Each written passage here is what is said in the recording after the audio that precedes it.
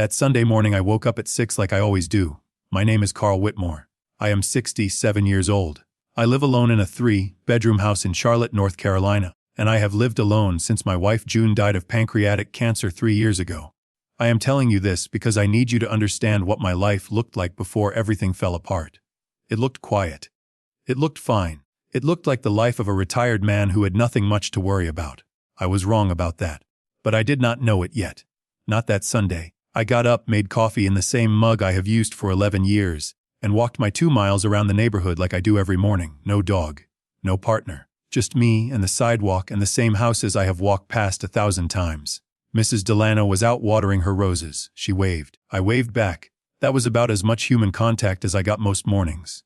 I worked at First Community Bank for 38 years. Started as a teller when I was 23. Ended up as branch manager. Retired 4 years ago. When you spend that many years in the same building doing the same work, people think the job is boring. And sometimes it was. But it gave me something. A desk to go to. People who needed me to approve things, fix things, figure things out. When that stops, you notice. Jean dying made it worse. Not just the grief part. The empty part. The house was built for a family and now it had one person in it. I kept the thermostat at 72 because that is what John liked. I never changed it. I do not know why. But Sundays were different. Sundays I had somewhere to be. My daughter Sarah lived about 20 minutes away with her husband Brett and their 2 kids. Caleb was 6. Lily was 4. Every Sunday I drove over for dinner. It was the one thing on my calendar that mattered. Sarah would text me Saturday night to tell me what she was cooking. I would text back a thumbs up. That was our routine. That particular Sunday I pulled into their driveway around 4 in the afternoon. Brett was already out back getting the grill going. He saw me come through the side gate and raised a pair of tongs in the air like he was saluting. "Hey sir, grab a beer. They are in the cooler." That is what he always called me. Sir. 8 years of marriage to my daughter and he never once called me Carl. Some people might find that stiff. I found it respectful. I liked it. I liked him. Brett Halloran was a commercial real estate broker. Good-looking guy. Easy smile. The kind of man who remembered your birthday and showed up early to help you move furniture. Every time he came to my house he would find something to fix. A loose gutter. A squeaky hinge. He never asked. He just did it. I once told a buddy of mine at the bank that my son-in-law was a better man than I was at his age. I meant it. I grabbed a beer from the cooler and sat in the lawn chair that everyone knew was mine. Caleb came running over and grabbed my knee. "Grandpa, watch me throw." He had a little foam football and he could barely get it 5 feet, but I told him it was the best throw I had ever seen. Lily climbed into my lap and stuck her thumb in her mouth, and stayed there like she had no plans to leave. Sarah came out of the kitchen carrying a bowl of potato salad.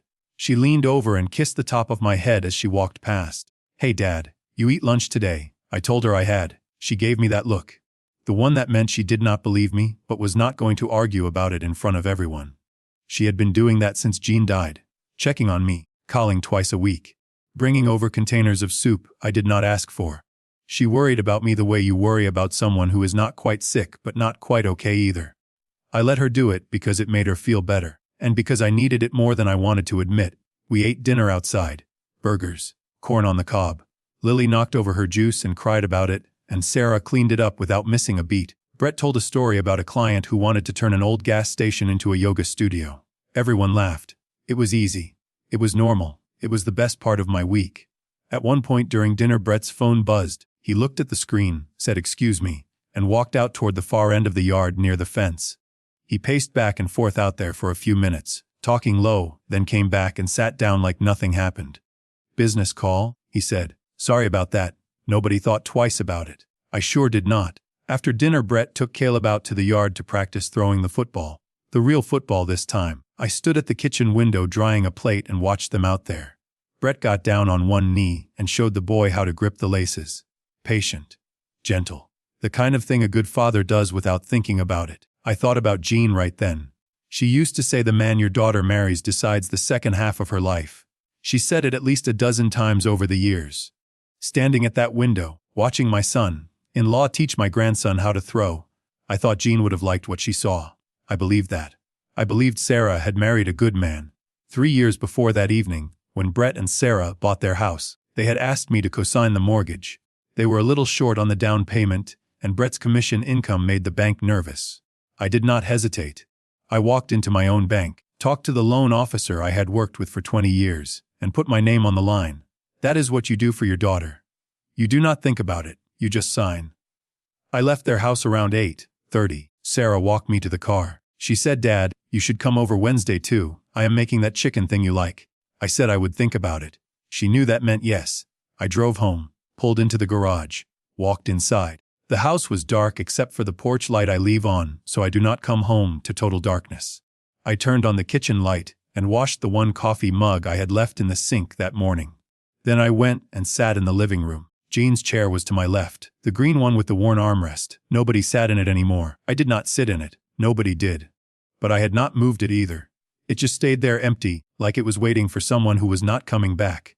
The refrigerator hummed. Somewhere down the street a dog barked twice and stopped. The house settled around me the way old houses do at night. Small creaks, small sounds, nothing else. That was a normal Sunday evening. Same as every Sunday evening before it. Quiet, still, fine. I did not know it then, but that was the last quiet Sunday I would have for a very long time.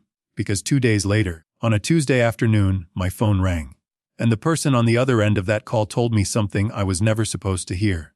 After that, nothing was quiet anymore. 2 days later, on a Tuesday afternoon, I was under the kitchen sink. The faucet had been dripping for a week. Not the kind of drip you rush to fix. The kind you hear at night when the house is quiet and you think, I should do something about that. Then the morning comes and you forget.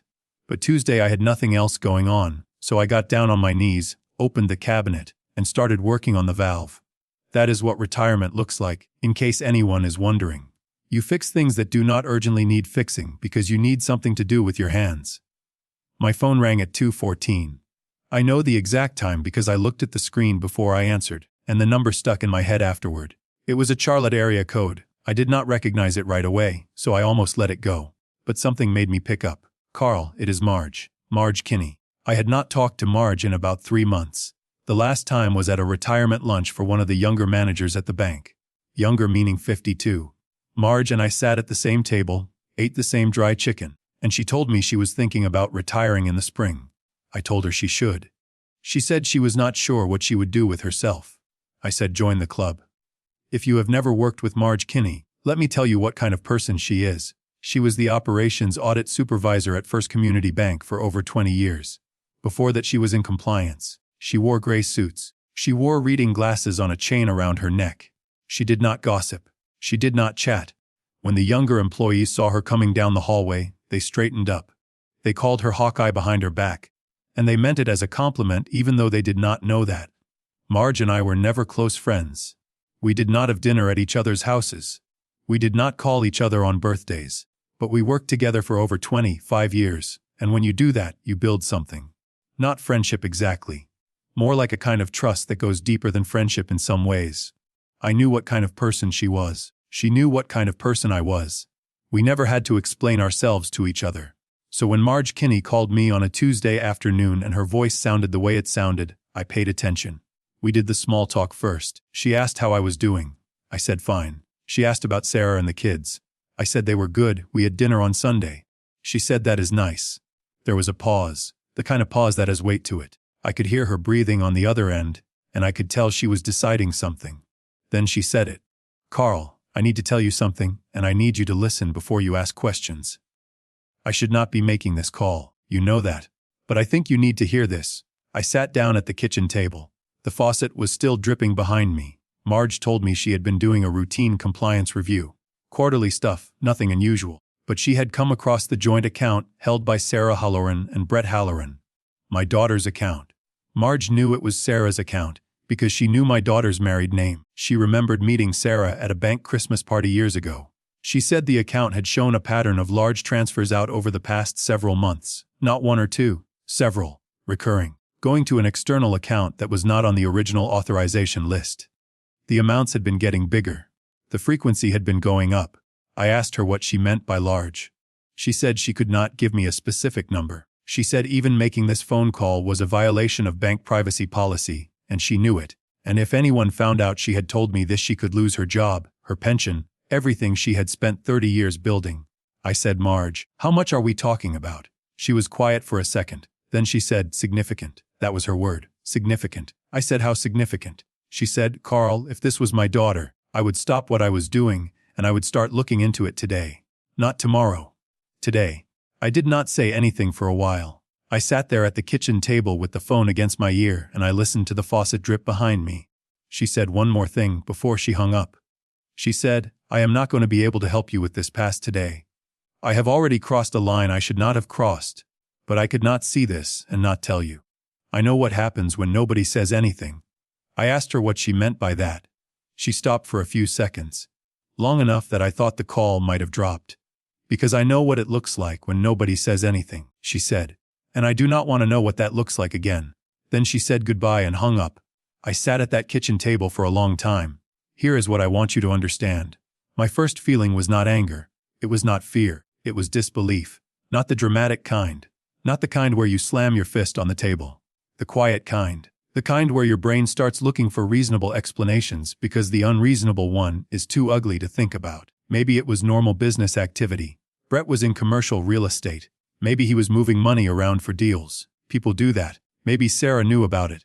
Maybe they had opened a new account I did not know about and everything was fine and Marge had seen a pattern where there was no pattern. I spent about 20 minutes in that chair telling myself those things.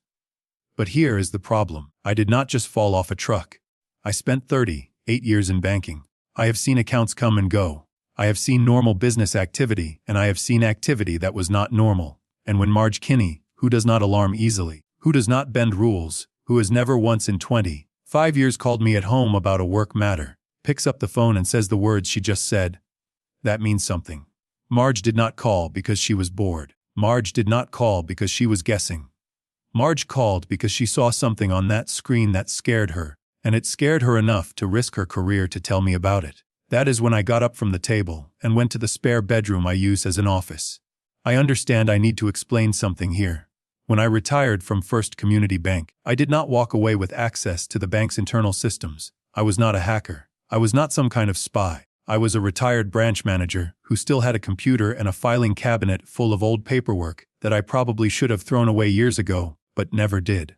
When Brett and Sarah bought their house 8 years ago, they came to me for help. Not just emotional support. Financial help. Brett's income was mostly commission-based, and the bank was uncomfortable with that. He had a good year and a bad year back-to-back, and the underwriters did not like the inconsistency. Sarah was working part-time at the school. Together they qualified for the house, but just barely. So I co-signed the mortgage. I put my name on the line. I went into my own bank, sat down with Danny Fullerton in the loan department, and told him I would guarantee the note if Brett and Sarah could not make payments.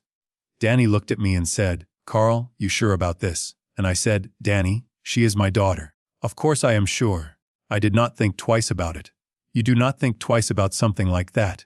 Your daughter needs help buying a home for her family, for your grandchildren, and you have the ability to help, so you help. That is all there is to it. But because I co-signed, I had copies of things: the mortgage application, the appraisal, the title documents, Brett and Sarah's financial disclosures from the time of the loan. I had kept all of it in a manila folder in the bottom drawer of the filing cabinet, because that is what a banker does. You keep the paper. I pulled that folder out and opened it on the desk. I could not log into Sarah's account. I did not have the credentials and I would not have tried even if I did. But I could look at the structure of what I knew. I could look at the loan information. The account numbers that were listed on the original mortgage documents, the routing numbers, the name of the joint account that Brett and Sarah had used for the down payment. And then I went online. Not to the bank's system, just to the public internet. I looked up a few things: property records, business registrations, the kind of stuff anyone can search if they know where to look. I am not going to tell you I found a smoking gun that night. I did not. What I found was more like a feeling that the ground under my feet was not as solid as I thought it was. The account number listed on the original mortgage documents was the same one Marge would have been looking at. That account, according to the loan application from 8 years ago, was supposed to be the primary household account. Both names on it: Brett Halloran and Sarah Halloran. Joint tenancy with right of survivorship. Standard stuff. But when I looked at some of the public filings I could find online, something felt off. There were business names I did not recognize associated with Brett's address. An LLC I had never heard of. It could mean nothing. Plenty of real estate guys set up LLCs for liability protection. That is normal. But combined with what Marge just told me, it did not feel normal. I closed the laptop. I sat back in the chair and looked at Jean's reading lamp on the desk. She used to sit in this room and read while I did paperwork. Sometimes neither of us said a word for an hour. It was the best kind of quiet. I thought about calling Sarah. I picked up the phone and got as far as opening her contact before I put it back down. What was I going to say? Your husband might be stealing from you. Based on what? A phone call from a woman you have met once at a Christmas party and some vague search results on a laptop. Sarah would think I was losing my mind. Or worse, she would think I was turning into the kind of old man who sees trouble everywhere because he has nothing else to think about. No, I could not call Sarah. Not yet. Not until I knew something for certain. I thought about calling Brett directly, for about 5 seconds. Then I thought about what Marge said. About patterns. About amounts going up. About frequency increasing. If Brett was doing something wrong, the last thing I should do is let him know someone was watching. 38 years in banking taught me at least one thing. When you see a number that does not make sense, you do not tap the customer on the shoulder and ask about it. You pull the file. You track the paper. You follow the money first. You ask the questions later. I knew what I had to do. In the morning I would drive downtown to the Mecklenburg County Register of Deeds. Property records are public. Anyone can walk in and ask to see them. I wanted to look at the title on Brett and Sarah's house. I wanted to see whose name was on it and whether anything had changed since I signed that mortgage 8 years ago.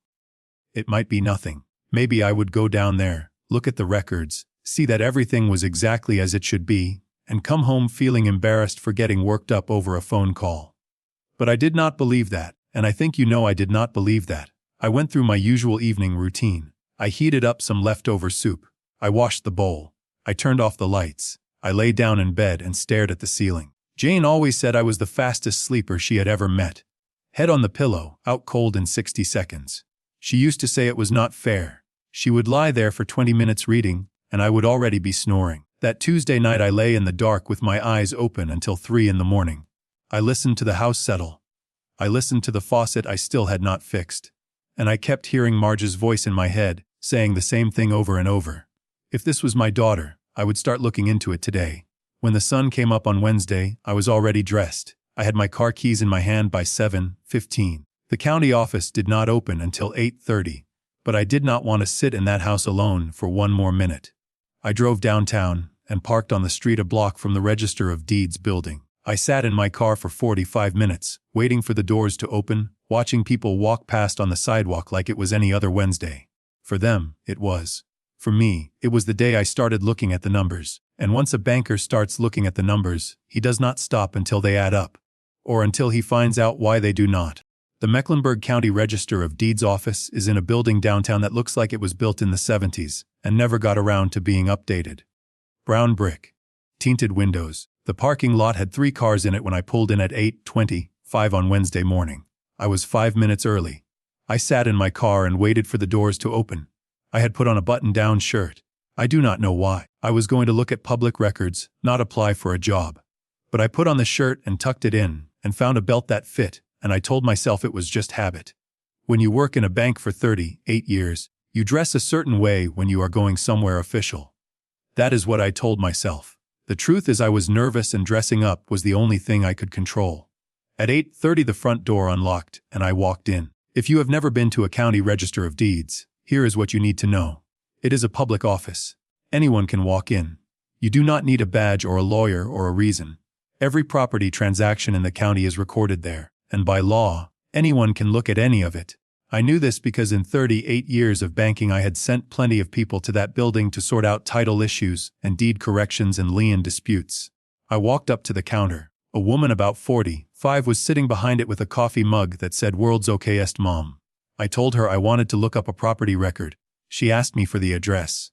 I gave her Brett and Sarah's address. She typed it in and pointed me to one of the computer terminals along the wall. It took me about 10 minutes to find the basic file.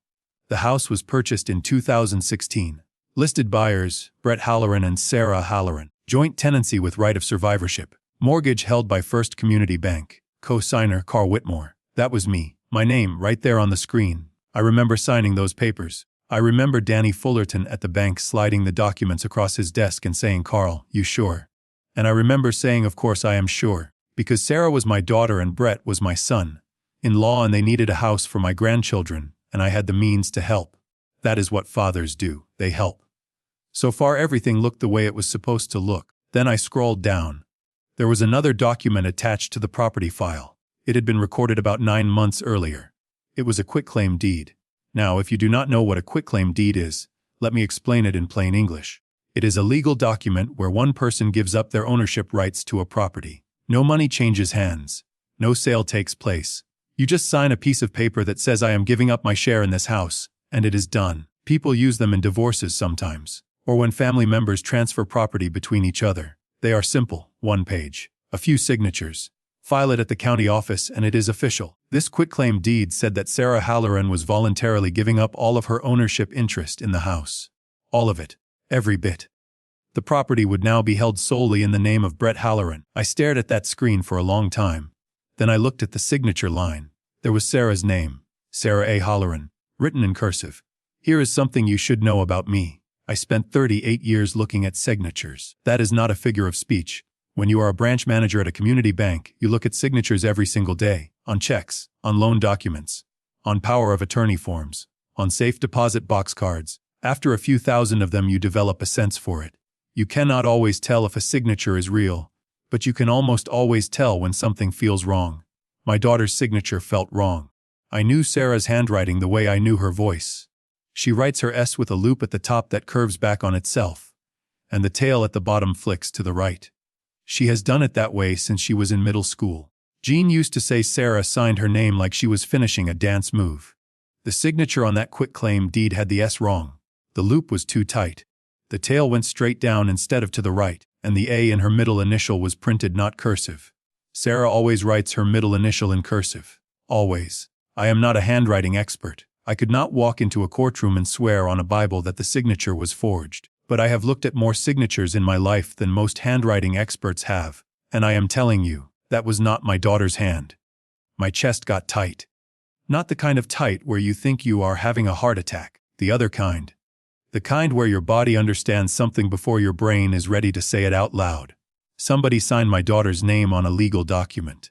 Somebody used that document to take her name off her own house. I sat there at that terminal and I made myself breathe. I made myself slow down. I told myself to think like a banker, not like a father. Follow the paper. Look at the numbers. Do not jump to a conclusion until the numbers force you there. I went back to the computer and started pulling up everything I could find. In a county register you can see property transfers and liens and deed recordings, but you cannot see bank account transactions. Those are private. But Marge had told me about transfers out of the joint account, and right there in the old mortgage file I had the account number, the same joint account that Marge had flagged. I could not access that account directly. I did not have authorization and I was not about to try anything illegal. But I had something else. I had the original mortgage application from 8 years ago, which I had brought with me in that old manila folder from my filing cabinet at home. That application included a financial disclosure. It showed every account Brett and Sarah had at the time of the loan, the balances, the routing numbers, the institution names. I set that application down on the desk next to the terminal and I started cross-referencing. The joint account at First Community Bank was the main household account. 8 years ago, when they applied for the mortgage, it had a balance of about $42,000. That account was where Brett's commission checks were deposited. That account was where the mortgage payment came from every month. It was the center of their financial life. Now, I could not see the current balance, but using the public property records and some basic math I could do in my head, I started building a picture. Marge had said there were multiple large transfers out. She said the amounts were going up and the frequency was increasing. She used the word significant. Between the original mortgage records, the property filings, and a few business registration searches I ran on the public computer, I spent almost 2 hours at that counter. And here is what I found. Brett had registered a limited liability company about 18 months earlier. The name was Blue Ridge Capital Partners LLC. Registered agent was Brett Halloran. Business address was a P.O. box I did not recognize. The filing was public record. Anyone could find it. I did not know what Blue Ridge Capital Partners did, but I knew it existed. And I knew it was set up right around the same time Marge said the unusual transfers started. In banking, when you see someone open a new entity right before money starts moving in an unusual pattern, you do not call it a coincidence. You call it a red flag. I wrote everything down in a yellow legal pad I had brought with me. Account numbers, dates, the name of the LLC, the date of the quitclaim deed, the date the LLC was registered. I drew a line connecting them. It looked like a timeline. It looked like a plan. At the far end of that timeline, about 2 years back, I drew a question mark. I did not know what had happened 2 years ago, but every number I was looking at pointed back to that period as the starting point. Something changed 2 years ago. Something shifted. I just did not know what it was yet. I thanked the woman at the counter. She said, "Have a good day." I said, "You too." I walked out into the parking lot and got in my car. On the drive home, I took the route that goes past Sarah's neighborhood. I did not plan to. I just ended up on that road. And as I came around the bend, I could see their house. The lawn was neat. The flower boxes Sarah maintained were bright with something purple. And in the driveway sat Brett's car, a silver Audi Q7, brand new or close to it. He had gotten it about 4 months ago. I remembered Sarah mentioning it during Sunday dinner. She said Brett needed something nicer for showing properties to clients. I had nodded and thought, sure, that makes sense. Good for him. I looked at that car now and I felt something different. $150,000 had been moved out of my daughter's joint account over the past 18 months. My daughter's name had been removed from the deed of her own house with a signature that was not hers. And there sat a $65,000 SUV in the driveway, shining in the morning sun. I did not stop. I kept driving. My hands were steady on the wheel. My heart was not. When I got home, I went straight to the spare bedroom. I sat down at the desk and opened the legal pad. I laid out every document I had, the old mortgage file, the notes from the county register, the timeline. I looked at it the way I used to look at a problem loan file on my desk at the bank. You lay out all the paper. You read every line. You look at the numbers and you ask yourself one question. Does this add up? This did not add up. My son-in-law, the man who called me sir, the man who fixed my gutters, the man I watched teach my grandson how to throw a football 4 days ago, had moved over $150,000 out of his joint account with my daughter into an account connected to an LLC that my daughter almost certainly did not know about. And he had filed a legal document that removed my daughter's name from the title of her own house, using a signature that I believed with everything in me was not real. I sat there for a while with that thought. I let it settle. I was not guessing anymore. I was not hoping Marge was wrong. I was not looking for the explanation that made everything okay. The explanation that made everything okay did not exist. I thought about picking up the phone and calling Sarah. I even pulled up her number, but I put the phone down. Because what would I say? I found some documents and I think your husband is stealing from you. She would ask me how I knew. I would have to tell her about Marge. She would ask why Marge would call me instead of her. She would want to talk to Brett about it. Brett would know someone was looking. And if Brett knew someone was looking, whatever he was doing would get cleaned up fast. I had seen that happen in banking more times than I could count. The moment a bad actor knows you are watching, the paper trail goes cold. No, I was not going to call Sarah. Not yet. I thought about calling the police. But what would I report? My son-in-law moved money out of his own joint account. That is not a crime. A joint account holder has the legal right to move money. The quitclaim deed was suspicious, but I was not a handwriting expert and I did not have proof it was forged.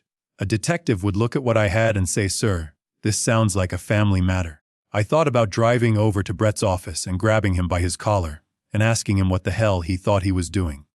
I thought about that for a good long while. It would have felt good. For about 30 seconds. But I had 38 years of sitting across the desk from people who thought they could lie to a banker. And the first rule I learned on the job was this. You never confront someone when you only have half the picture. You wait. You gather. You build the file until it is so thick that when you put it on the table, there is nowhere for them to go. I did not have the full file yet. I had the first layer. I could see the outline of what Brett was doing, but I could not see all of it. I did not know where the money ended up. I did not know what Blue Ridge Capital Partners was for. I did not know why he did it. And I did not know things I had not even thought to look for yet. I needed help. Not emotional help. Not someone to tell me it was going to be all right. I needed someone who understood the law.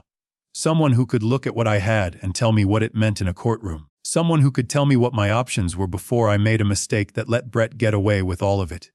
I sat in that chair and I looked at the timeline on my legal pad. Every number on it I understood. I knew what each transfer meant. I knew what a quitclaim deed did. I knew how an LLC could be used to hide money. That part was my world. 38 years of it. But the legal side was not my world. For that I needed someone else. I thought of Ed Beckett. Ed was a family law attorney here in Charlotte. Semi-retired. We had known each other going on 30 years. He started as a banking client, became a golf buddy, then became one of those people you send a Christmas card to every year and have lunch with once or twice when you remember to call. His wife Helen and my wife Jean used to go to the same church book club. After Jean died, Helen sent over a casserole and a note that said, "We are here if you need us." I never took them up on it. I figured they were just being polite. I had not talked to Ed in almost a year, maybe longer. But I knew what he did for a living. For 42 years Ed Beckett had handled divorces and custody battles and property fights. If anyone could look at my yellow legal pad and tell me what I was really looking at, it was Ed. I picked up the phone. I put it back down. Then I picked it up again. It was time to make a call I never expected to make. I called Ed Beckett on Thursday morning. I had not dialed his number in close to a year, and I had to look it up in an old address book I keep in the kitchen drawer, because I never put it in my phone. He picked up on the third ring. His voice sounded the same as it always did, low and slow, like a man who has never been in a hurry in his life. "Carl Whitmore," he said. "I'll be damned. How are you doing?" I said I was doing all right. He asked about my health. I said fine. He said Helen sends her best. I said tell her thank you. Then there was a pause, and I think Ed could hear in that pause that I was not calling to catch up. "Ed," I said, "I need to talk to you about something." "Not on the phone. Can we meet?" He did not ask what it was about. He just said, "How about Hal's Diner, noon tomorrow?" I said noon works. He said see you there. That was Ed. No fuss. No 20 questions. If you say you need to talk, he shows up. Let me tell you a little about Ed Beckett. He is 70 years old. He has been a family law attorney in Charlotte for 42 years. That means 42 years of divorces, custody fights, restraining orders, and property disputes. He once told me that his job was watching marriages die for a living, and he said it the way a mechanic might say his job was replacing brake pads. Not sad about it, just factual. His office is on the 3rd floor of an old building on Trade Street. I have been up there once or twice over the years. He has his law degree from UNC on the wall next to a mounted largemouth bass that he swears is real but everyone knows is fake. He smokes cigars but only outside, and he speaks so quietly you have to lean in to hear him, which I always figured was a lawyer trick to make sure people were paying attention. Ed and I go back about 30 years. He started as a client at my bank. Then we started playing golf once in a while. Then it became one of those friendships that runs on Christmas cards and the occasional lunch. His wife Helen and my wife Jean used to attend the same church book club. When Jean died, Helen brought over a casserole and a handwritten note. I still have the note in a drawer somewhere. We were not close the way some men are close. We did not fish together or call each other for advice, but there was a respect between us that had built up over 3 decades of being straight with each other. In my experience, that kind of respect is worth more than most friendships. I got to Hal's Diner 10 minutes early on Friday. It is one of those places that has been around since the 80s. Vinyl booths, laminated menace, coffee that tastes like it was brewed during the Clinton administration.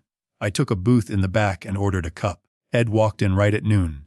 He was wearing a sport coat over a polo shirt, which is what Ed always wears. His hair had gotten whiter since the last time I saw him, which was at Jean's funeral 3 years ago. He slid into the booth across from me and ordered coffee and a club sandwich without looking at the menu. We talked about nothing for a few minutes. His knee was bothering him. Helen was doing a watercolor class. His youngest granddaughter just started 1st grade. Normal stuff, easy stuff. Then Ed put his coffee down and looked at me and said, "All right, Carl, what is it?" I reached into the folder I had brought with me and pulled out the yellow legal pad. I set it on the table between us. Then I pulled out the copies I had made at the county register of deeds. The quitclaim deed, the original mortgage application, the LC registration printout. I kept my voice low. The diner was mostly empty, but I was not taking chances. I told him about Marge's phone call. I did not use her name, just said a former colleague at the bank had flagged some unusual activity on my daughter's joint account. I told him about the transfers. Multiple large amounts over the past 18 months, all authorized by Brett, going to an external account I could not identify. I told him about the quitclaim deed that removed Sarah's name from the title of her own house. And I told him about the signature. I said, "Ed, I have looked at signatures for 38 years. That is not my daughter's handwriting." Ed did not interrupt. He put on his reading glasses, the same kind Marge wore, on a chain around his neck, and he picked up each document one at a time. He read them slowly. He turned pages. He went back and read things twice. It took him about 5 minutes when you added it all up. I sat there and drank my coffee and watched him read and felt my heart knocking the whole time. When he finished, he took off his glasses and set them on the table. He folded his hands. He looked at me. "Carl," he said, "this is not normal financial activity. This is asset transfer. And it is not random. It is systematic." I asked him what he meant by systematic. He pointed at the legal pad where I had drawn my timeline. He said, "Look at the pattern. The quitclaim deed was filed 9 months ago. That takes Sarah off the house. The transfers started about 18 months ago and have been accelerating. That drains the joint account. These two things happening in parallel, over a period of a year and a half, in my 42 years of practice, that points to one thing." I waited. He said, "This man is preparing to leave. And he is preparing to leave clean. He wants to walk out the door with everything and leave your daughter holding nothing. No house, no savings, nothing." I felt my jaw tighten. I kept my hands flat on the table. I asked Ed if what I had was enough to take legal action. He shook his head. He said, "What you have is enough to know something is very wrong. But if you walked into a courtroom today, Brett's lawyer would say the quitclaim was signed voluntarily and the account transfers were joint account activity, and there is nothing illegal about any of it. We need to know where the money went. Every dollar. We need the destination." Then he asked me whether Brett had any kind of business entity, an LLC or a corporation or a partnership. Anything. I thought about it. I remembered a Sunday dinner maybe a year and a half ago. Brett had mentioned some kind of side project, an investment thing. He was vague about it. I remember Sarah rolling her eyes a little bit and saying Brett had entrepreneurial energy, which I took as her polite way of saying he had another big idea that might or might not go anywhere. I had not thought about it since. I told Ed that. He nodded. Then he pulled out his phone and spent a few minutes searching the North Carolina Secretary of State's business registration database. It is public. Anyone can search it. He turned the phone around and showed me the screen. Blue Ridge Capital Partners LLC, registered about 2 years ago. Registered agent Brett Halloran. Business address, a P.O. box in South Charlotte that was not Brett and Sarah's home address. I stared at that screen. Ed said, "There it is. That is where the money is going. A shell company." He set it up before the transfers started. The LLC was the first step. Once you have the entity, you have a place to send money that is not in your wife's name. From the outside it looks like a business transaction. But it is not a business. It is a bucket. I asked him how he could be sure it was not a real business. He said it could be. But the timing tells me it is not. You do not register an LLC 2 years ago, start moving large amounts out of your family's joint account 18 months ago, and file a quitclaim deed 9 months ago by accident. That is a sequence. That is a plan. Carl, your son-in-law is not stealing on impulse. He is running a project. Every step is thought out. I sat back in the booth. The waitress came by and refilled our coffee. I waited until she left. Then I said something I had been carrying around for days, but had not been able to say out loud to anyone. "Ed," I said, "I worked in banking for 38 years. I sat across from people every single day and it was my job to figure out who was telling the truth and who was not. I approved loans. I denied loans. I caught people lying on applications. I flagged fraud. That was my whole career. And this man sat at my dinner table every Sunday for 8 years. He called me sir. He fixed my gutters. I co-signed his mortgage. I told people he was a better man than I was at his age." I stopped for a second. "How did I not see it?" I said. Ed looked at me over his coffee. He did not rush to answer. He just let the question sit there for a moment, which I respected. Then he said, "Because he was not your customer, Carl. He was your family. Nobody audits their own family. You do not run a credit check on the man your daughter loves. You do not ask for financial disclosures at Thanksgiving. You trusted him because he was in your house, and the people in your house are supposed to be safe. That is not a failure of judgment. That is being a normal human being. I am not going to pretend that made me feel better. It did not. But it made me feel less stupid, and at that point I would take what I could get." We spent the next half hour putting together a plan. Ed said the first priority was finding out everything about Blue Ridge Capital Partners. Does it have a bank account? Where? What has gone in and what has come out? Has it signed any leases or contracts? Does it own any property? Is anyone else listed as a member or officer? Most of that information was not public, but Ed said he had ways. In 42 years of family law, he had built relationships with forensic accountants, private investigators, and court clerks who owed him favors. He said he could put some of that machinery in motion without Brett ever knowing. I said, "What can I do?" He said, "You keep doing what you are doing. You watch. You listen. You go to Sunday dinner and you act normal. If Brett says something about money, about business, about anything financial, you remember it. You write it down when you get home. Do not take notes in front of him. Do not change your behavior. Do not give him any reason to think anyone is paying attention." Then he said the part I did not want to hear. "Carl, you cannot tell Sarah." "Not yet." I started to argue. He held up his hand. "I know," he said, "I know. She is your daughter. But listen to me. The second you tell Sarah, she will confront Brett. That is what people do. She will confront him and he will know someone has been looking. And the moment he knows, every document gets deleted, every account gets closed, every trail goes cold. I have seen it happen 100 times. The only advantage we have right now is that he does not know we are watching.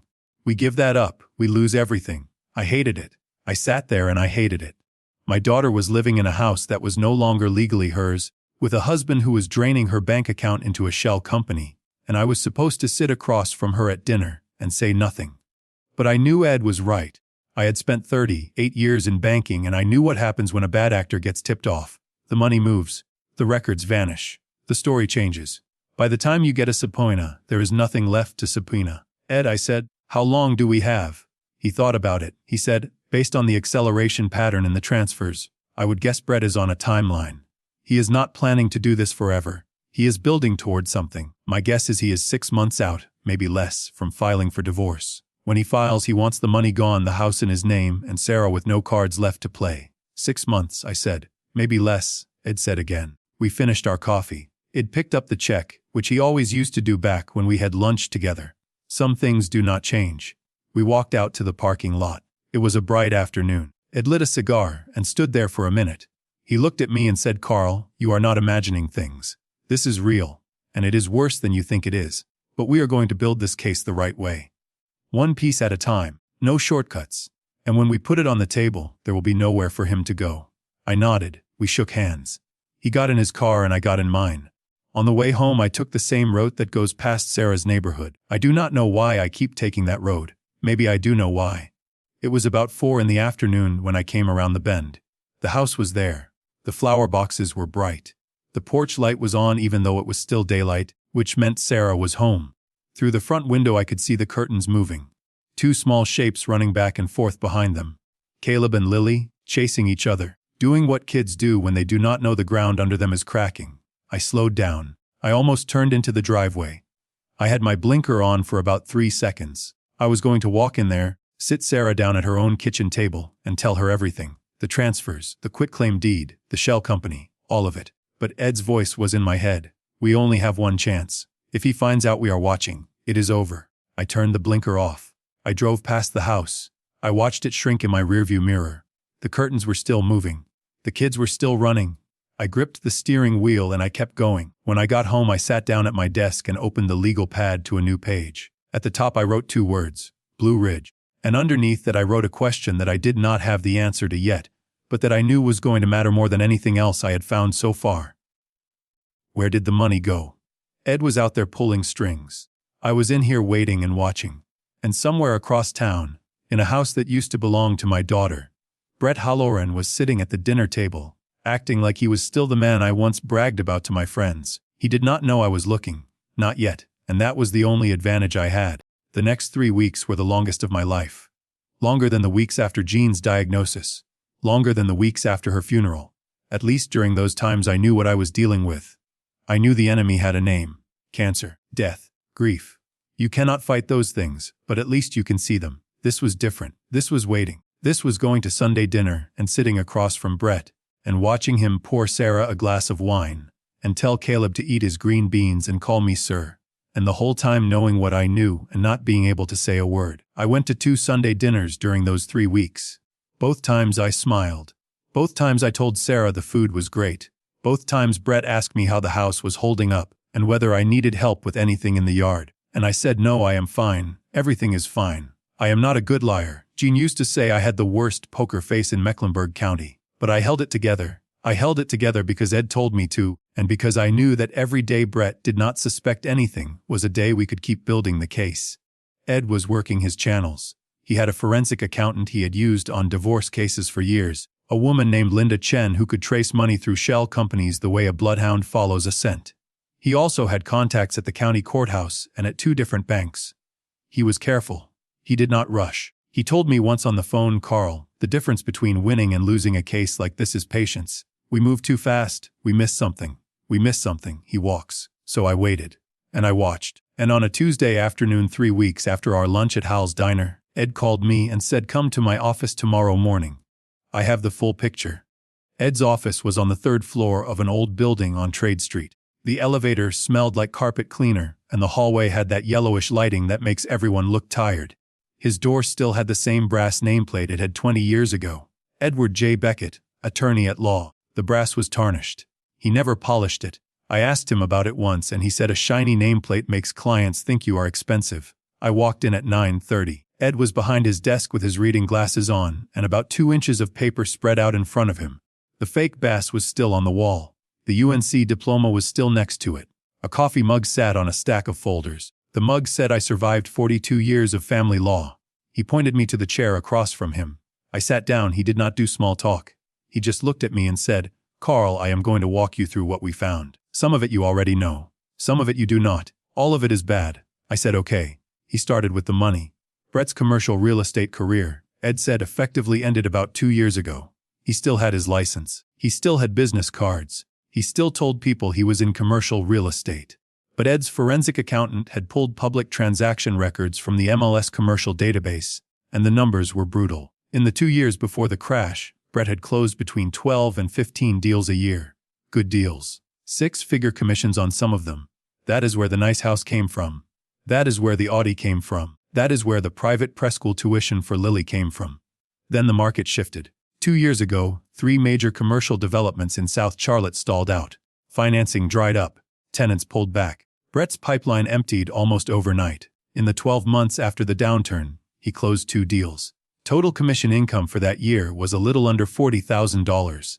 The year before that, it had been close to $170,000. Ed said, he did not slow down gradually. He fell off a cliff. One quarter he was making good money. The next quarter he was making almost nothing. I asked Ed why Brett never said anything. At Sunday dinners he talked about work the same way he always did. Big projects, important clients, always busy, always something in the pipeline. Ed took off his glasses and rubbed his eyes. He said, because men like Brett do not admit they are failing. They cannot do it. They would rather burn the house down than tell their wife the money stopped coming in. That landed on me harder than I expected. Not because I felt sorry for Brett. I did not. But because I understood the feeling. I have known men like that my whole career. Guys who come into the bank wearing good suits, driving leased cars, asking for bigger lines of credit. And you look at their financials and the numbers do not match the clothes. They are not bad people at the start. They are just men who got used to being somebody. And when the world told them they were not that somebody anymore, they could not handle it. But understanding why a man does something is not the same as forgiving what he does next. And what Brett did next was the part that mattered. Ed laid it out piece by piece. When the income dropped, Brett started covering the gap with money from the joint account. The household expenses did not change. The mortgage payment, the car payment, the preschool tuition, the grocery bill, all of it stayed the same. But the commission checks that used to pay for all of it were not there anymore. So Brett started pulling from the joint savings. Small amounts at first. $5,000 here, $3,000 there. Enough to keep the lights on and the credit cards current without Sarah noticing something was off. That was phase 1. Maybe you could argue that phase 1 was desperate, but not criminal. A man in a bad spot, borrowing from his own family's savings to keep things afloat, planning to pay it back when business picked up. I have seen that 1,000 times in banking. Sometimes business does pick up. Sometimes the guy digs himself out. Brett did not dig himself out. Brett dug deeper. About 18 months ago, which lined up with the timeline I had already built on my yellow legal pad, Brett registered Blue Ridge Capital Partners, LLC. Ed's forensic accountant had now traced that company in full detail. It had a bank account at a regional bank in Asheville, not Charlotte. It had no clients, no revenue, no contracts, no employees, no office other than a P.O. box. Its stated business purpose on the registration was real estate investment consulting. But it had never consulted on anything. It had never invested in anything. The only thing Blue Ridge Capital Partners ever did was receive money. Over the past 18 months, approximately $153,000 had been transferred from Brett and Sarah's joint account at First Community Bank into the Blue Ridge account. The transfers were structured to avoid triggering automatic bank alerts. Most of them were just under $10,000. Some were $5,000. A few were as high as $25,000, but those were spaced out. All of them were authorized by Brett as one of 2 joint account holders. All of them were perfectly legal on paper. Ed said, "This is a textbook drain strategy. You set up the entity first. Then you move money in amounts that do not attract attention. You space it out over time so it looks like normal business activity. By the time anyone notices, the account is hollow. But the $153,000 was not the whole number. Ed pushed a piece of paper across the desk to me. It was a summary his accountant had put together. On top of the account transfers, Brett had been running personal expenses through the Blue Ridge credit line, car payments, restaurant bills, cash withdrawals. Another $87,000 in spending that should have come from household income, but instead came from the shell company, which was funded by household savings, which meant Sarah was paying for Brett's separate life without knowing it. I looked at the bottom of that summary sheet. The total was $340,000. Give or take. $340,000. That is what had been moved, hidden, or spent. I sat with that number for a minute. $340,000. That was Sarah's half of the house equity. That was the college fund I had started for Caleb and Lily. That was the savings Jean and I had helped build when we gave Sarah $20,000 as a wedding gift, because Jean said she wanted Sarah to start her marriage with something solid under her feet. Jean's money. My money. Sarah's money. The kids' money. All of it funneled into a company that existed for no reason other than to hold what Brett was stealing. I asked Ed where the Blue Ridge money was going besides the general spending. He said most of it was still sitting in the account. Brett was stockpiling.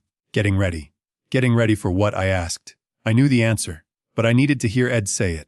Ed said, he is getting ready to leave. He is building a war chest. When he files for divorce, he will disclose the joint account, which by then will have almost nothing in it. He will disclose the house, which is already in his name only thanks to the quitclaim deed. He will not disclose Blue Ridge Capital Partners because Sarah does not know it exists. His lawyer will argue for a clean split of visible assets, and Sarah will walk away with almost nothing because on paper, there is almost nothing left to split. I felt my hands tighten on the armrests of that chair. I did not say anything. I sat there and I let the math finish telling me what my heart already knew. Then Ed told me the last part, the part I was not ready for. He said, Carl, there is one more thing. Blue Ridge Capital Partners has a lease. A residential lease. An apartment in the Dilworth neighborhood, about 15 minutes from Brett and Sarah's house. 1 bedroom furnished. Monthly rent, $2,100. The lease started 11 months ago. I looked at Ed. He said the lease is in the name of the LLC, so Brett's personal name does not appear on it. But the credit card charges associated with that address show a pattern. Regular grocery purchases for 2. Dinners at nearby restaurants, always for 2. A furniture delivery about 10 months ago. A women's clothing purchase at a boutique on East Boulevard. Ed stopped there. He did not say the word. He did not have to. I sat in that chair and I felt something shift inside me. I cannot describe it any better than that. It was like a floor giving way. Not fast. Slow. Like the boards under your feet were rotting for a long time and you just now stepped on the wrong one. Everything up to this point I had been able to process as a banker. Numbers. Accounts. Transfers. Shell companies. Those were things I understood. They made me angry, but they were problems I knew how to solve. You follow the money. You build the paper trail. You present the evidence. That is my world. But this was not a banking problem. This was my daughter's husband keeping another woman in an apartment paid for with my daughter's money.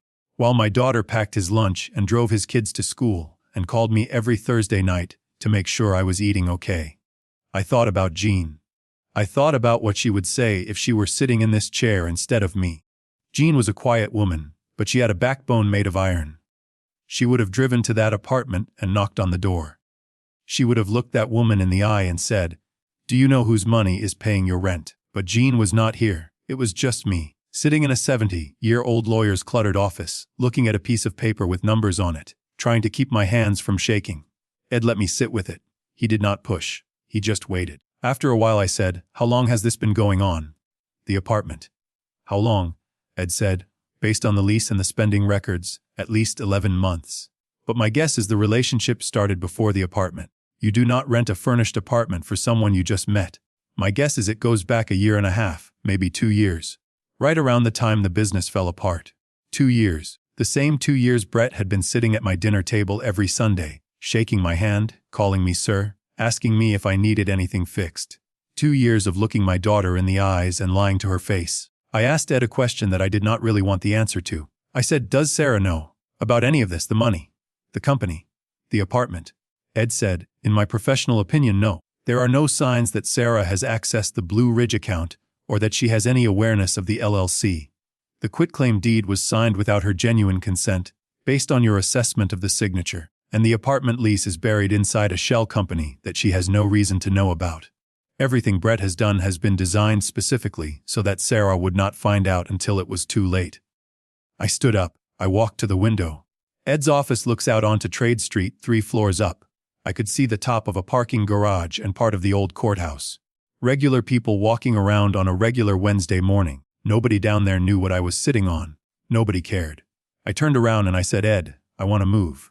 I want to do something. I want to walk into that apartment and I want to put my hands on that man and I want to ask him what kind of person does this to a woman who trusts him. Ed nodded. He said, I know you do. But not yet. I said, $340,000, Ed, a fake signature, a shell company, an apartment with another woman in it. What else do we need? He said, we need one more thing. And this is the thing I have been putting off mentioning because I was not sure it was relevant until this week. I sat back down.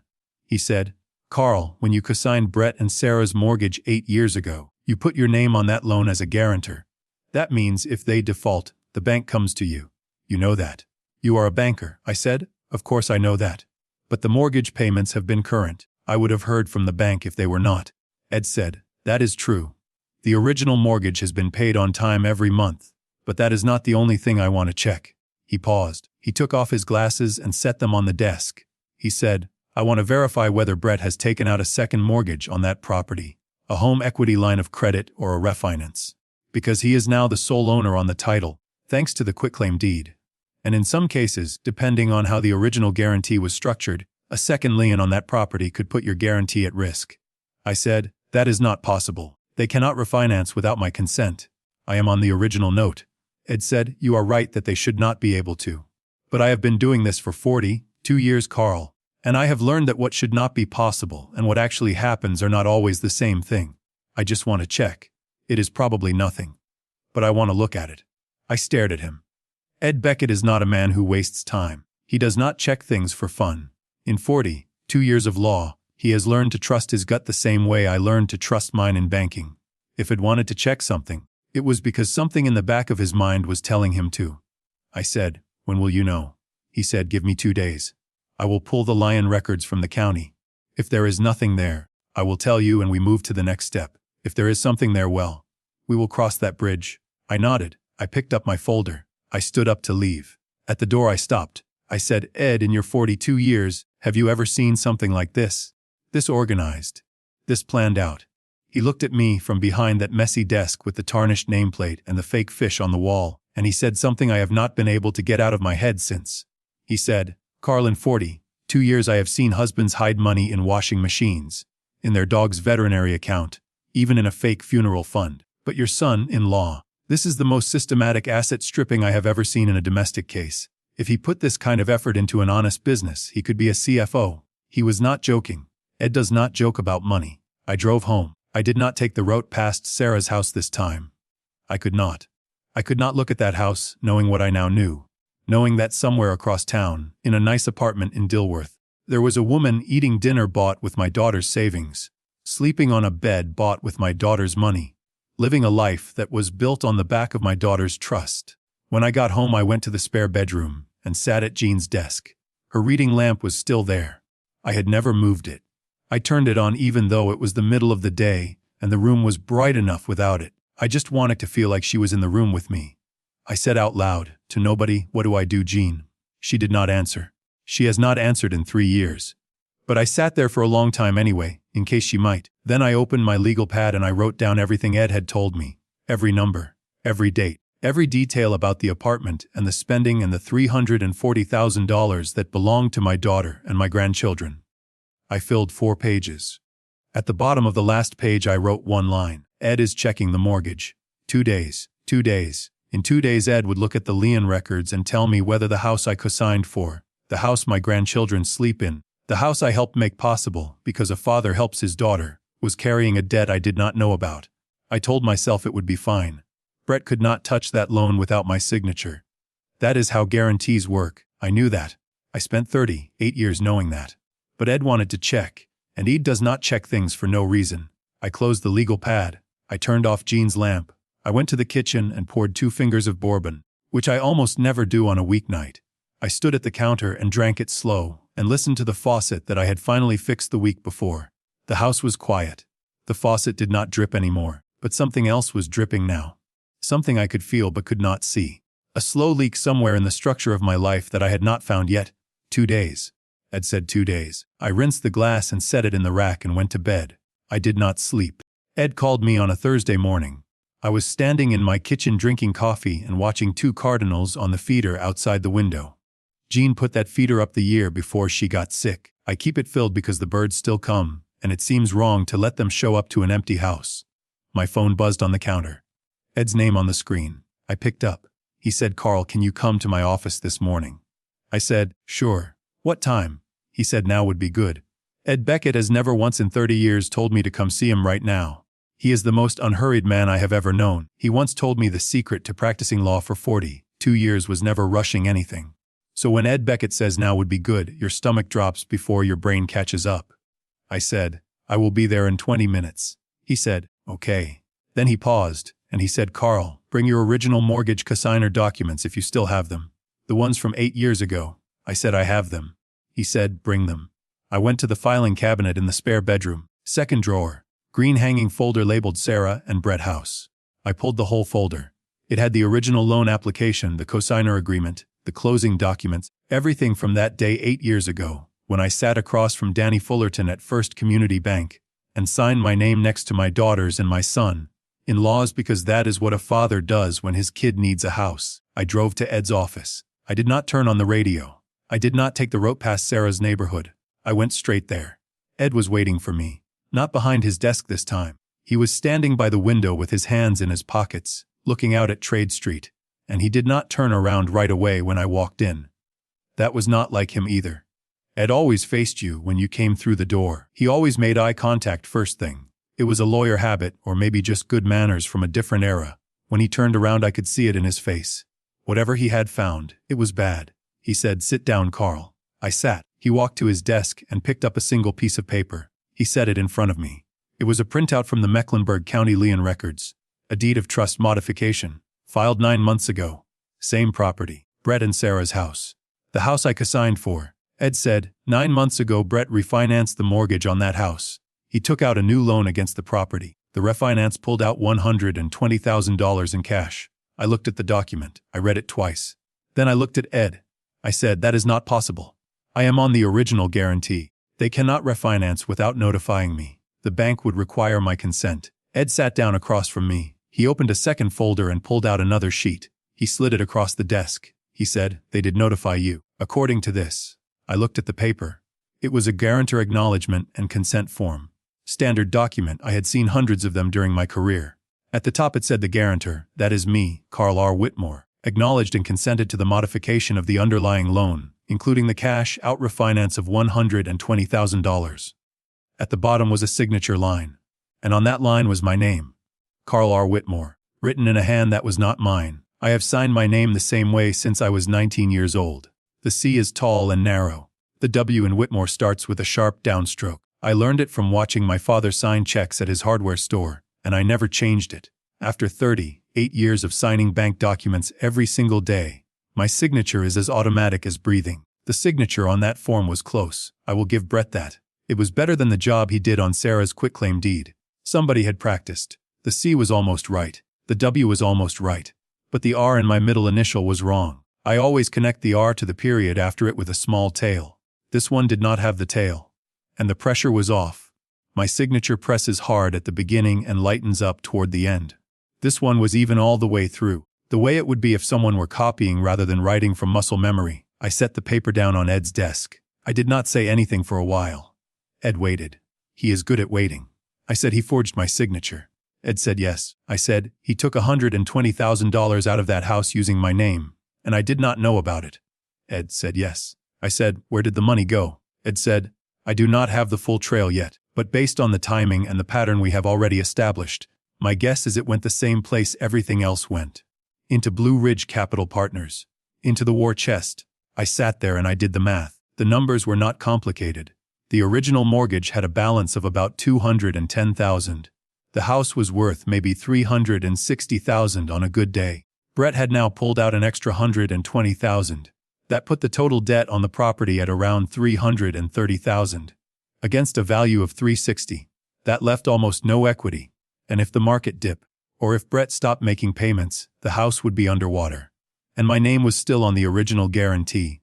Ed could see I was doing the math. He said, "Carl, let me explain what this means for you personally. If Brett defaults on either the original mortgage or the refinance, the bank forecloses on the property. If the sale does not cover the debt, the bank has the right to pursue the guarantor for the deficiency. That is you, and the way they pursue you is by putting a lion on your assets.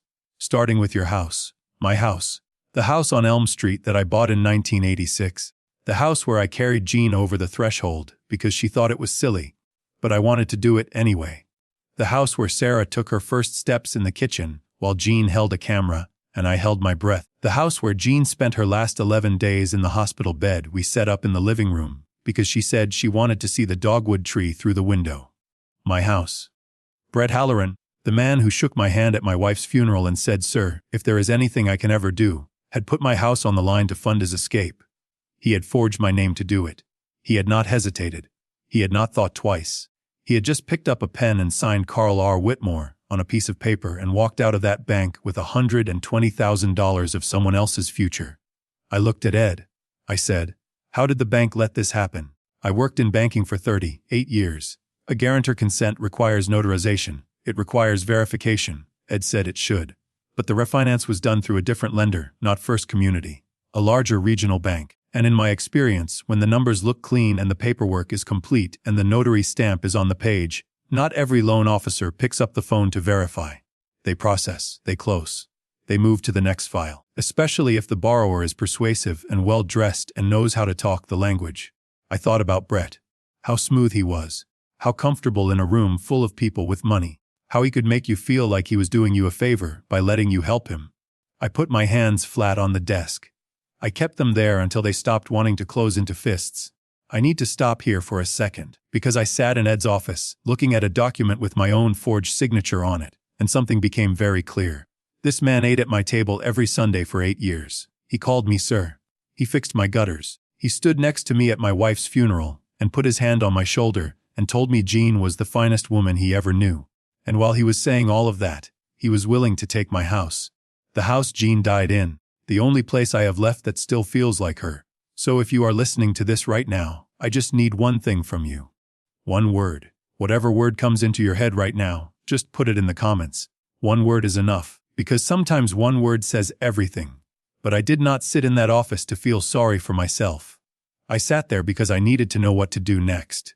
And I needed to do it before Brett figured out that anyone was looking. I looked at Ed and I said, "Tell me how we stop him." Ed leaned back in his chair. He took off his reading glasses and set them on the desk. He spoke slowly, the way he always does when the stakes are high. He said, "We have 3 tools. First, I can file for an emergency asset freeze. It is called a temporary restraining order on marital assets. I file a motion with the court showing evidence of dissipation, which means one spouse is deliberately wasting or hiding assets that belong to the marriage. What we have, the shell company, the transfers, the apartment, the forged quitclaim deed, that is more than enough to meet the standard. A judge can freeze every account connected to Brett and Blue Ridge Capital Partners within 24 hours of the filing. Second, Ed said, the forged signatures. Both of them. Sarah's on the quitclaim deed and yours on the guarantor consent. Those are not just civil matters. Forging a signature on a recorded legal document is a felony in North Carolina. We can refer that to the district attorney. It may take time, but it puts criminal exposure on the table for Brett. That changes his calculation entirely. Third, Ed said, and this is the part that requires the most care. We need to time everything so that Brett does not get a chance to move money before the freeze takes effect. From the moment I file the motion to the moment the court issues the order, there is a window. Could be 24 hours. Could be 48. During that window, if Brett gets any hint that something is coming, he can drain the Blue Ridge account, close it, and move the cash somewhere we cannot trace. We get one shot at this, Carl. One. I said, "What do you need from me?" Ed said, "I need you to keep doing exactly what you have been doing. Go to Sunday dinner. Act normal. Do not change anything. Do not look at Brett any differently than you did last week. I will need about 5 days to prepare the filings and coordinate with the court. During those 5 days, Brett cannot suspect a thing. 5 days. 5 more days of sitting across from the man who forged my name and smiling and passing the potatoes and saying, 'Sure, Brett, the lawn looks great.'" I said, "I can do that." Ed looked at me for a long moment. Then he said, "Carl, there is one more thing, and you already know what it is." I did. He said you need to tell Sarah. Before we file, she has a right to know. And practically speaking, she needs to be prepared for what happens when Brett gets served. He is going to be angry. He is going to feel cornered. And Sarah and the kids are in that house with him. I said I know. Ed said, I am not telling you when to do it or how to do it. That is your decision. But it needs to happen before I walk into that courthouse. I nodded. I picked up the folder with my cosigner documents and the printout with my forged signature. I put them in my bag. I stood up. Ed said, Carl. I stopped at the door. He said, I have been doing this for 42 years. I have seen a lot of bad behavior. A lot of greed. A lot of men who decided their family was a thing they could use up and throw away. But I want you to know something. What you are doing right now, building this case, keeping your head, protecting your daughter and your grandchildren. This is one of the hardest things a person can do. And you are doing it right. I did not trust my voice right then, so I just nodded again and walked out. The hallway was empty. The elevator took a long time. I stood in it and listened to the cables creak, and I thought about Jean. I thought about the night we bought our house, how we sat on the bare floor of the living room eating pizza out of the box, because we did not have a table yet. I thought about the dogwood tree she could see from the hospital bed. I thought about her saying, Carl, promise me you will stay in this house. Do not sell it, do not move. I want you here, I promised. And now a man I had trusted with my daughter's life had put that promise at risk, not by accident, not by bad luck, by forgery, by calculation. By sitting at my dinner table and doing the math on how much he could take from all of us before anyone noticed. I got to the parking lot. I got in my car. I did not start the engine. I pulled out my phone. There was a message from Sarah, sent about an hour earlier. It was a photo of Lily holding up a crayon drawing. The drawing was a house with 4 stick figures in front of it and a big yellow sun. Underneath the house, in Lily's handwriting, it said our family. Sarah's message said she drew this at school today. She is so proud of it. I stared at that picture for a long time. 4 stick figures, a house, a big sun, our family. I set the phone down on the passenger seat. I put both hands on the steering wheel, and I looked straight ahead at the concrete wall of the parking garage. I knew what I had to do. I had to sit across from my daughter, the person I love most in this world, and tell her that her husband was stealing everything she had. That he had another woman. That he had forged her signature and mine. That the house she lived in was not hers anymore. That her father's house might not be safe either. I had to tell her all of that. And I had no idea how she was going to take it.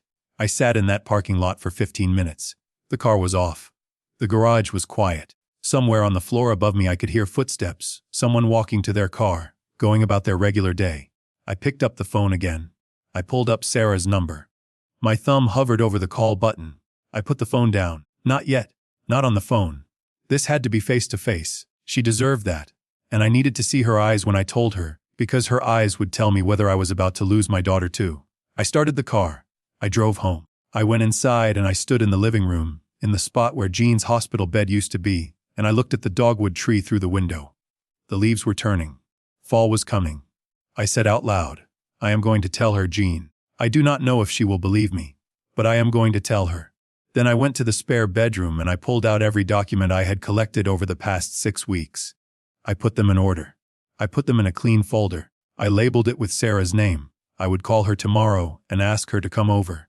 Just the 2 of us. No Brett, no kids. Just a father and his daughter at a kitchen table, with a folder between them that was going to change everything. I set the folder on the desk and I turned off the light and I went to bed. I did not sleep. I just lay there in the dark, in the house that Jean made me promise to keep, and I waited for morning. I called Sarah 3 times before I actually let it ring. The first 2 times I picked up the phone, looked at her name, and set it back down. The 3rd time I pressed the button and held my breath. She picked up on the 2nd ring. Hey Dad, she said. Everything okay? I said everything is fine. I was wondering if you could meet me for coffee tomorrow afternoon. Just the 2 of us. She paused. She said sure. Is something wrong? I said no. I just want to talk to you about some things. Nothing to worry about. That was a lie. It was the biggest lie I have ever told my daughter. But I could not do this on the phone.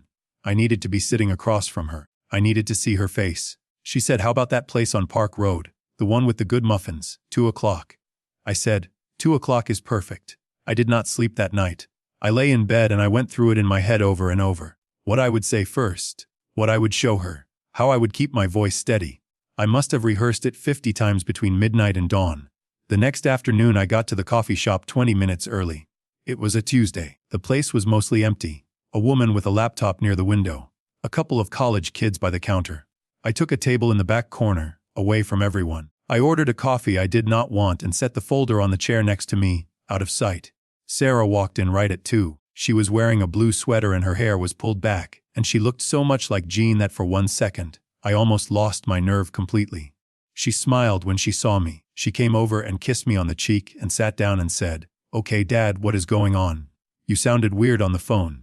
I said, "I need to show you some things, and I need you to hear me out before you react." She tilted her head a little. That is a thing she has done since she was a kid. When she does not understand something, her head goes to the side, like a bird listening. I pulled the folder off the chair and set it on the table. I opened it. On top was the printout of the joint account activity. 18 months of transfers, highlighted in yellow. I said, "Sarah, these are the transaction records from your joint checking account, the one you and Brett have at First Community.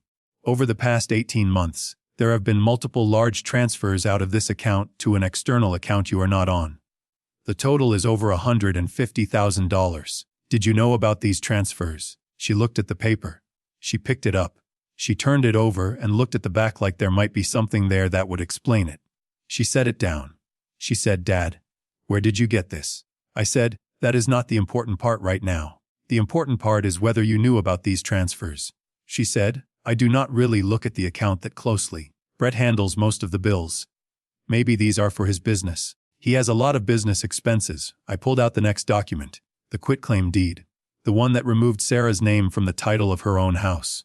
I set it in front of her. I said, "Sarah, this is a quitclaim deed filed 9 months ago at the county register. It transfers your ownership interest in your house to Brett alone. Your name is no longer on the title. There is a signature here that is supposed to be yours. Did you sign this?" She looked at it. She read it slowly. I watched her eyes move across the page. When she got to the signature line, her eyebrows pulled together. She said, "I do not remember signing this, but I sign things Brett gives me sometimes. Tax stuff, insurance stuff. Maybe I signed it and forgot." I said, "Sarah, look at the signature. Look at it carefully. Does that look like your handwriting to you?" She looked again, longer this time. I could see something flicker across her face, not understanding yet, but the beginning of something, the first crack. She said, "Dad, what is this about? Why do you have all of this?" I pulled out the Blue Ridge Capital Partners registration. I set it down. I said, "This is an LLC registered in Brett's name about 2 years ago. It has a bank account. The money from your joint account has been going into this company. This company has no clients, no revenue, and no real business. It also has a lease on an apartment in Dilworth, a furnished 1-bedroom. The spending records on that apartment show groceries for 2 and dinners for 2. I stopped there. I did not say the word. I let it sit. Sarah stared at the paper. She did not pick this one up. Her hands were flat on the table. I could see them pressing down, the fingertips turning white. She said, very quietly, "What are you saying?" I said, "I am saying that Brett has been moving money out of your family's accounts into a shell company. He removed your name from your house without your real consent, and that company is paying for an apartment where someone else is living." Sarah did not move for about 10 seconds. Then she pushed the papers back toward me. Not hard, but deliberate. She pushed them across the table like she was returning something she did not order. She said, "No." I said, "Sarah." She said, "No, Dad. This is not right. You have this wrong. Brett is not perfect, okay? I know that. He works too much and he is on his phone all the time and sometimes he is short with the kids. But he is not a thief. He is not a liar. He would not do this." I said, "Sarah, I have looked at these documents. Ed Beckett has looked at these documents. A forensic accountant has looked at these documents. The money trail is clear. $340,000 has been moved or hidden. The signature on that quitclaim deed is not yours. I spent 38 years looking at signatures, and I am telling you, that is not your hand." She shook her head.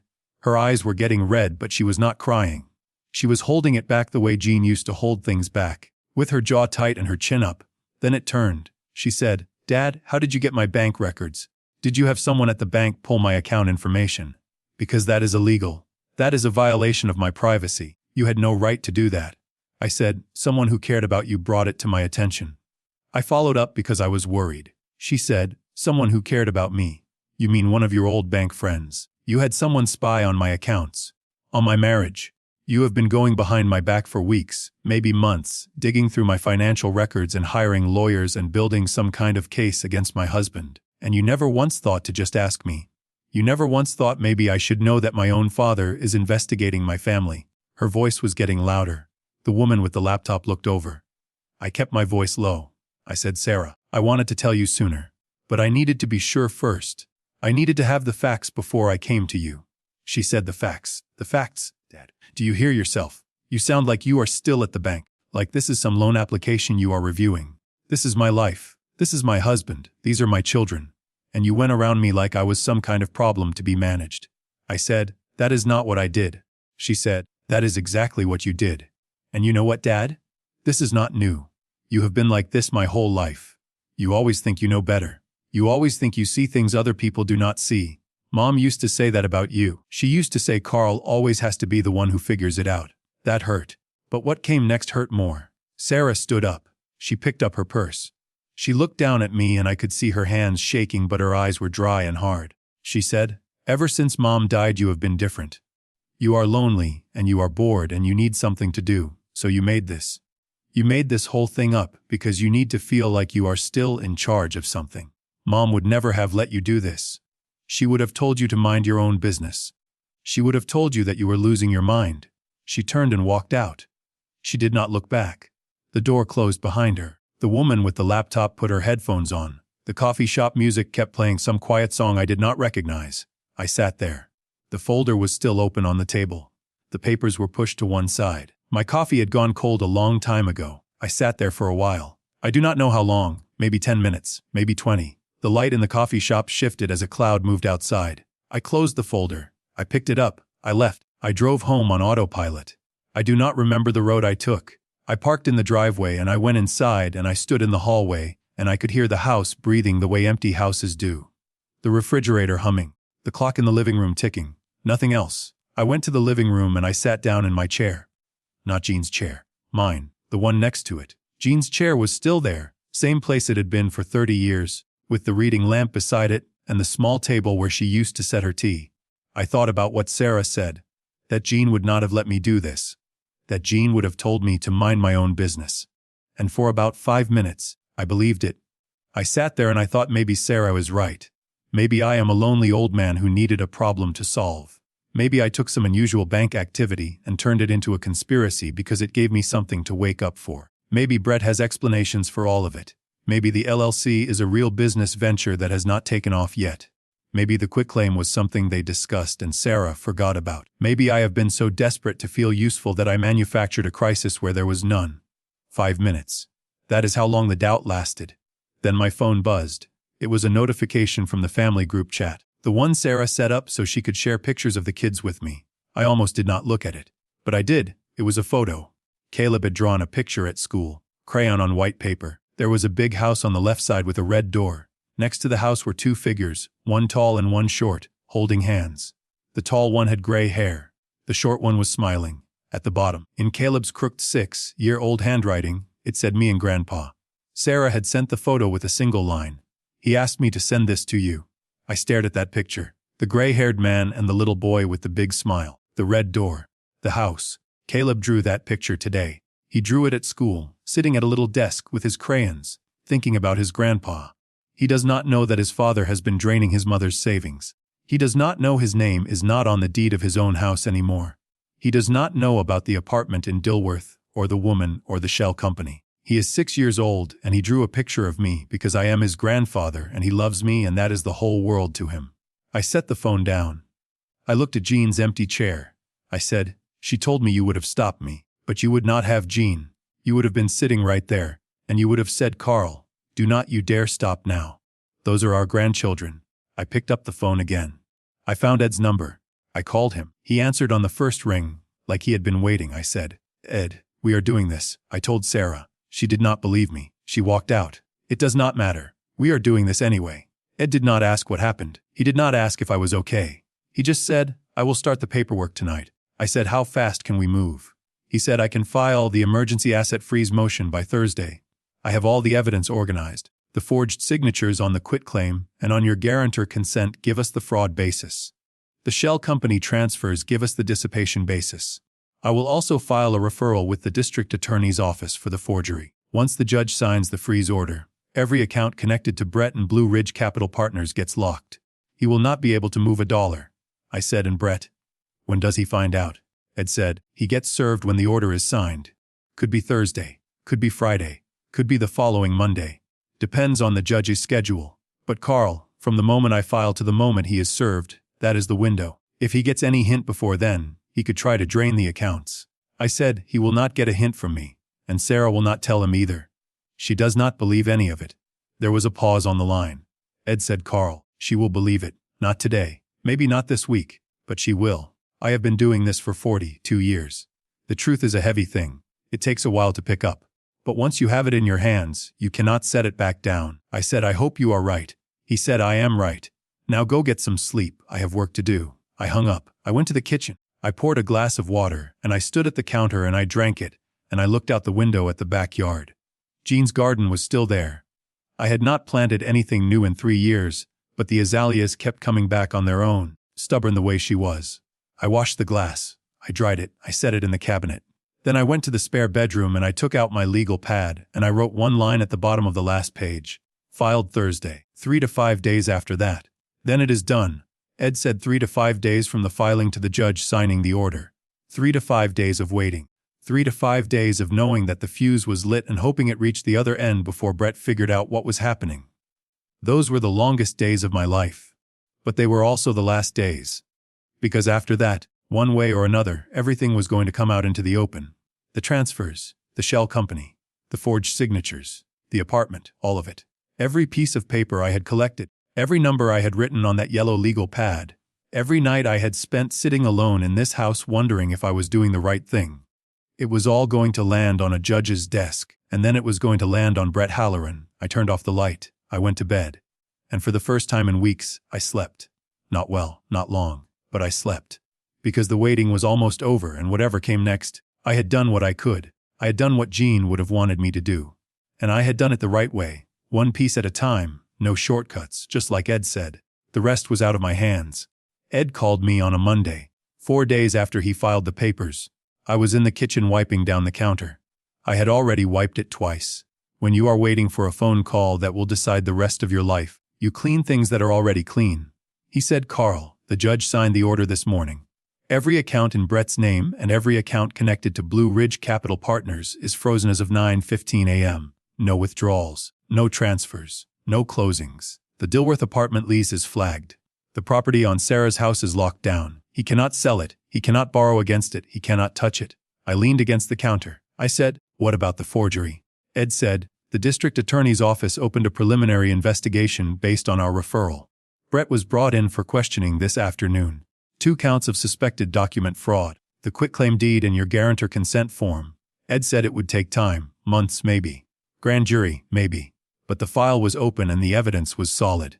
I asked Ed what happened when Brett was served with the freeze order. Ed said he heard it from a colleague who knew Brett's attorney. He said Brett was at his office. A process server walked in and handed him the papers. Brett read them standing up. He did not say a word. He just stood there. Then he sat down at his desk and put his head in his hands. I waited for something to come. Some feeling. Some rush. I had spent weeks imagining this moment. Weeks of sitting at my kitchen table with a legal pad, writing down numbers, tracing money, staring at forged signatures, holding my tongue at Sunday dinners, watching Brett pour wine and call me sir while he was looting my daughter's future and gambling with my house. I thought when the call came I would feel something big, relief, satisfaction, maybe even joy. I did not. I just felt tired. The kind of tired that goes past your muscles and into your bones. Like I had been carrying something heavy up a hill for a long time, and I had finally set it down, and now my arms did not know what to do. I said, Ed, how much can we get back? He said, his accountant estimated they could recover about 70 to 75% of what Brett had moved. The frozen account still held most of the Blue Ridge funds. The cash from the refinance was partly recoverable, but some of it was gone, spent on the apartment, spent on dinners and clothes and a life Brett was building for himself while his family paid for it. That money was not coming back, 75%, not 100, not everything. Some of it was just gone. You do not get a perfect ending in real life. You get what you can save. I said, is it enough for Sarah and the kids to be okay? Ed said yes. Between the recovered assets, the house equity once the quitclaim is voided, and whatever she gets in the divorce settlement, Sarah will be okay. Not rich, but okay. I said okay is good enough. Ed was quiet for a second. Then he said, Carl, you did what Jean would have wanted you to do. I believe that. I could not answer right away. I just held the phone and I looked out the window at Jean's bird feeder and I nodded, even though he could not see me. I said, "Thank you, Ed, for everything." He said, "Go rest, Carl, you earned it." I hung up. I set the phone on the counter. I stood there for a while in the quiet kitchen, listening to nothing. Then I went outside and I raked the leaves in the front yard. Not because they needed raking, because I needed to move. I needed to use my hands for something that was not holding a folder or dialing a phone or gripping the armrest of a chair in a lawyer's office. 3 days later, on a Wednesday afternoon, I was in the garage looking for a box of Jean's old books that Sarah had asked about years ago. I never found them. I got distracted by a toolbox that needed organizing, because that is what I do when I cannot sit still. The doorbell rang. I put down the wrench I was holding and I walked through the house to the front door. I was not expecting anyone. The mail had already come. My neighbor Frank only ever came by on weekends. I opened the door. Sarah was standing on the front step. Caleb was next to her wearing his school backpack, the blue one with the dinosaur patch. Lily was on Sarah's other side, holding a stuffed rabbit by the ear, the way she always holds it, dragging it half on the ground. Behind Sarah on the walkway there were 2 suitcases. Sarah looked at me. Her eyes were red and tired. She had not slept much. I could tell because I know what my daughter looks like when she has not slept. She looks like her mother did in those last weeks, except younger, except still here. She said, "You were right, Dad. About all of it." I looked at her. I looked at the suitcases. I looked at Caleb, who was already peering past me into the house, and at Lily, who was lifting her arms the way she does when she wants to be picked up. I did not say "I told you so." I did not say anything about Brett or the money or the documents or any of it. There would be time for all of that later. Weeks of it, months. Lawyers and court dates and paperwork and hard conversations at this same kitchen table. All of that was coming. But not right now. I stepped back from the door and held it open. I said, "Come inside." Caleb ran past me into the living room. He said, "Grandpa, do you still have that puzzle? The one with the horses?" I said, "It is in the closet, buddy. Same place it always is." He took off down the hallway. Lily reached for me. I picked her up. She was heavier than the last time, the way kids are, always heavier than you remember. She put her head on my shoulder and grabbed a handful of my shirt collar and held on. She smelled like grape juice and crayons. Sarah stood in the doorway. She watched me holding Lily. Then she stepped inside and she put her arms around me, around both of us, and she held on. I felt her shoulders shake once. Then again, she did not make a sound. She just held on. We stood there in the hallway for a long time, the 3 of us.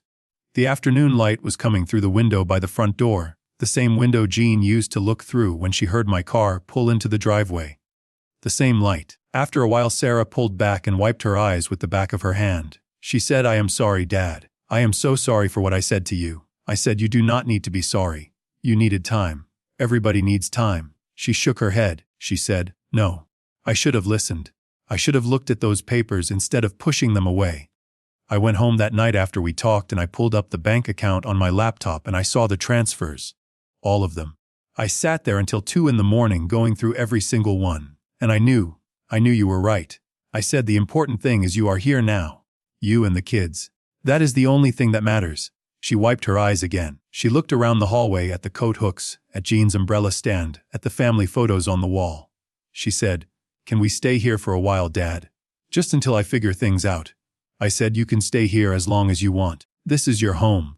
It always has been." From the living room I could hear Caleb dumping puzzle pieces onto the coffee table. Lily squirmed in my arms and pointed toward the sound. I set her down and she toddled after her brother, dragging the rabbit behind her.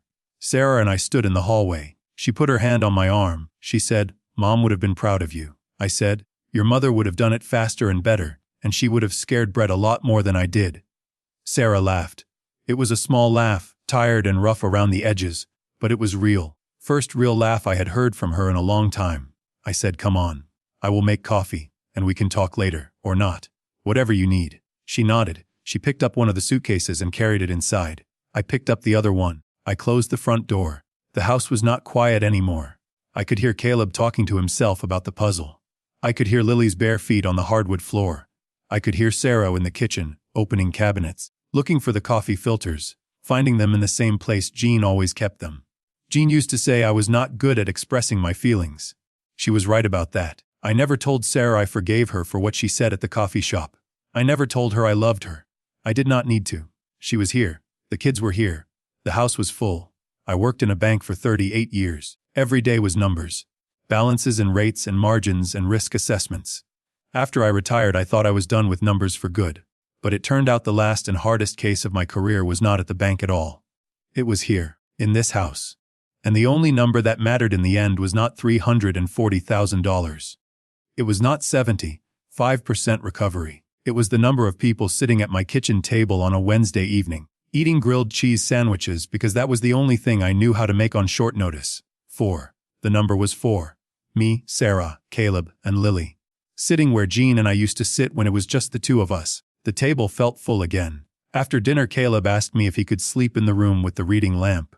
That is what he calls the spare bedroom, the one with Jean's desk. I said sure. Lily fell asleep on the couch before 7. I carried her to Sarah's old room, and put her down and pulled the blanket up, and stood there for a minute, watching her breathe, the way I used to watch Sarah breathe when she was that age.